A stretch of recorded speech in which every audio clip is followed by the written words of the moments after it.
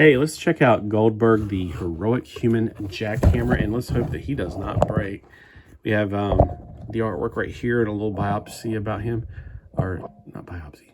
Many superstars of the WWE eternity have tried to take down the hero they call Goldberg, but all have fallen.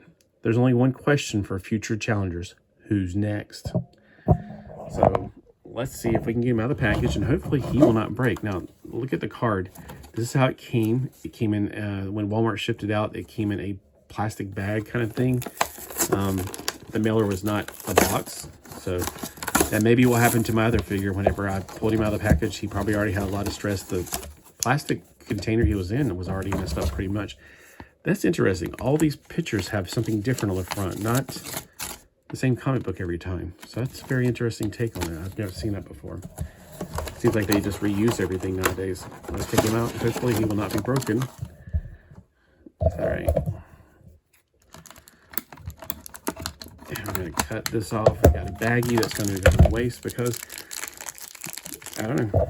I mean, we're trying to save the environment, but I don't know. They have all these baggies they don't need. They don't really need it. They could just use the tissue thing for all I care, but I guess it doesn't look good inside of a package to have tissue. We got a very soft helmet and an axe that reminds me a lot of an axe that goes to somebody else. I can't remember off the top of my head who. And we're going to get the figure off here carefully.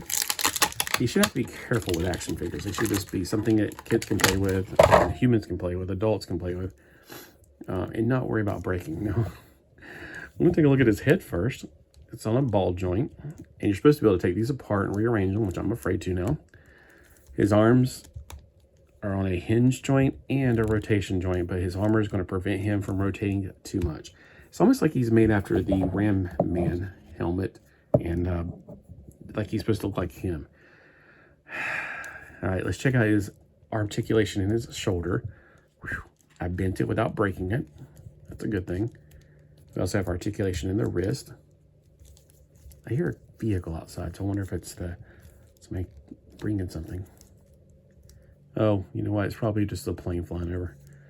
We get lots of planes flying over around here.